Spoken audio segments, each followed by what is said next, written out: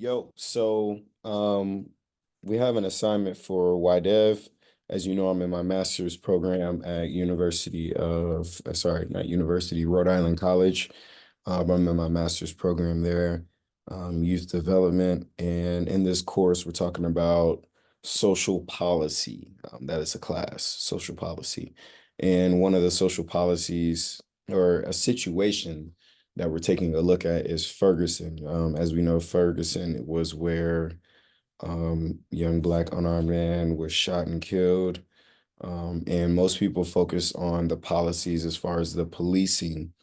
But in a article provided to us by shout out to Jeremy Benson, our professor, they break down what like the causes of Ferguson, not the causes um, the inception of those causes, not the inception of those causes being the police and how the police are trained. Like, no, like what prompted that, like even before that.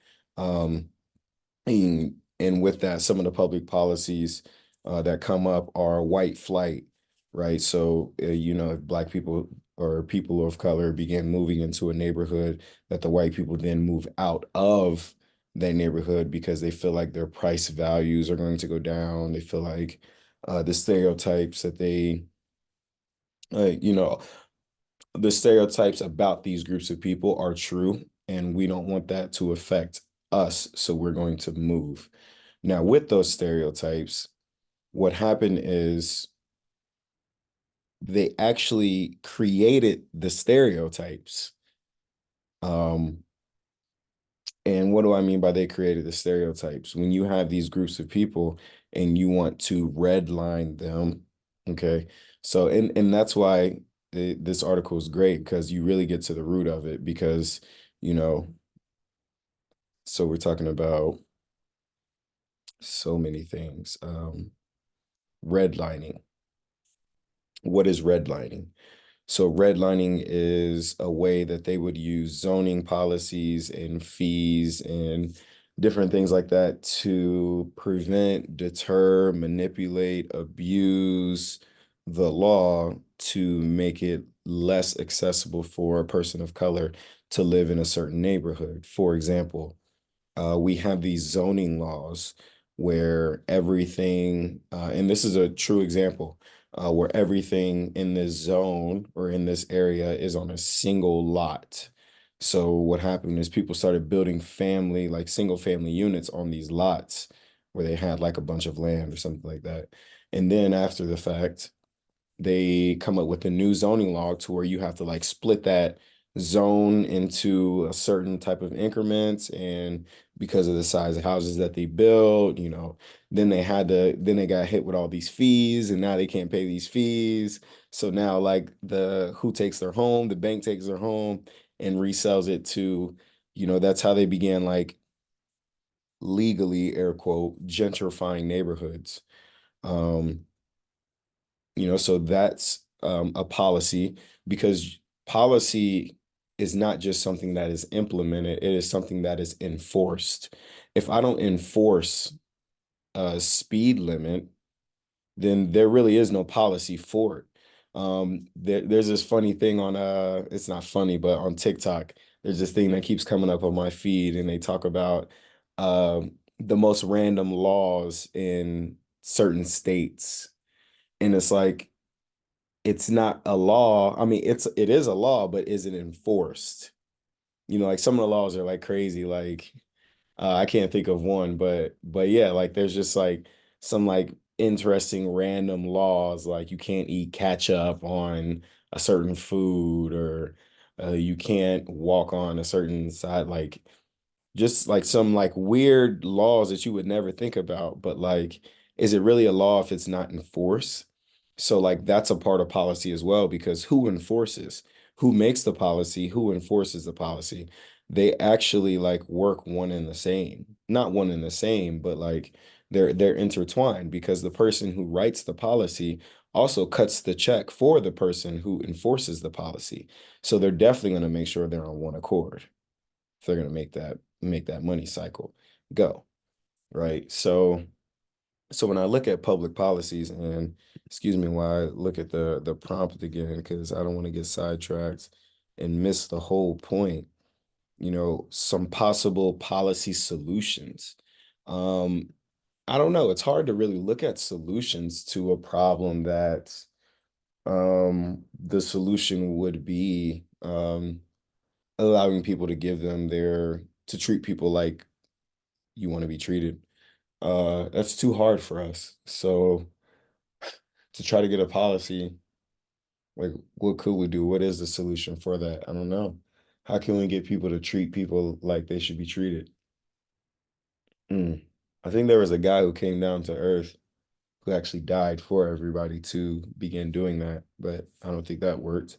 So I don't think human sacrifice is the solution. What is the solution? I'm not sure. Um, because when we look at policy, like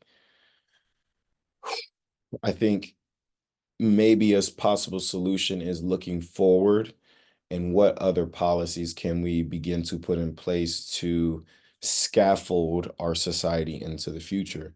For example, like we're in a transition of a digital world and a IT artificial world, right? Like AI is the big thing, chat GBT, even if you look at the internet's only been around for 20 years. And think about how many innovations we've had. We went from big chunky computers to like now I'm actually recording a Zoom call that I can then upload to YouTube with just a few clicks of the button. Like whereas before I would have to like set up a whole camera, record myself, like whereas like in a year, well actually right now I can type a prompt into the computer and have somebody present my material for me. I can basically clone myself, my voice and everything, and have somebody present something for me. So like, and that's just within the last year or two. So we see how um, technology is beginning to innovate and continuing to innovate. So we need to put policies in place that make access to this stuff like equitable, not access, but maybe even the prompting of it and the way that it thinks and the way that it's thinking of the world. Just things like that. Hmm.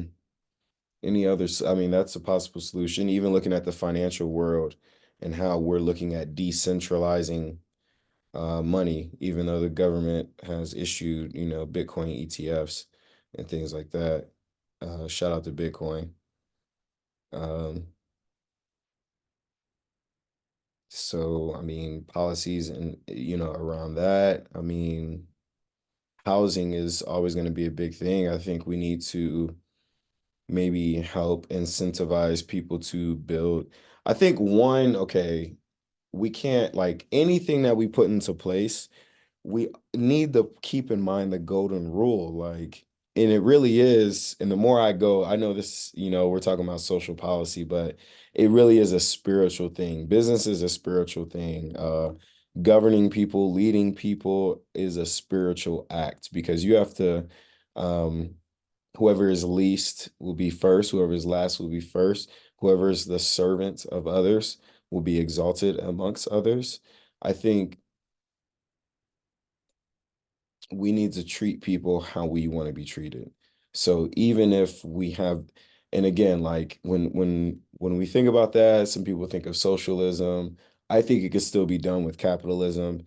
Like I'm definitely more so a capitalist for sure, because I think capitalists, especially small business capitalists, which is 50% of the gross domestic product, like we are selfless people.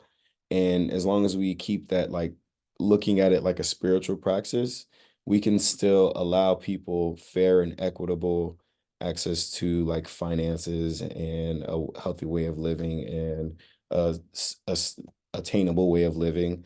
Like no matter what policy we put into place, I got sidetracked, but no matter what policy we put into place, if we're not enforcing it and if we're not looking to treat other people like we want to be treated, then the discrimination and the racism around how the policies are enforced will continue to um, go on. because we like are we going to make a policy to keep police from stop killing black people? Like, no. Like, are we going to create a policy from groups of people to continue to live amongst their own groups of people? No, we're not going to create like are we going to ever create a climate where it's really safe for like if you really think about it in most neighborhoods, like is it really safe? I don't want to say safe. I mean, how many integrated neighborhoods do you really see around America that are that don't have any tension or racial conflict between police and the public or the government and the public? Um, I don't know. Is there a perfect system or a way of, I don't know.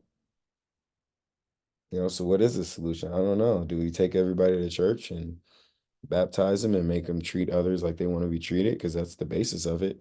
Because if you're in a position of power and you're governing people, you should want to treat the people that you're governing how you would want to be treated if you were in their position.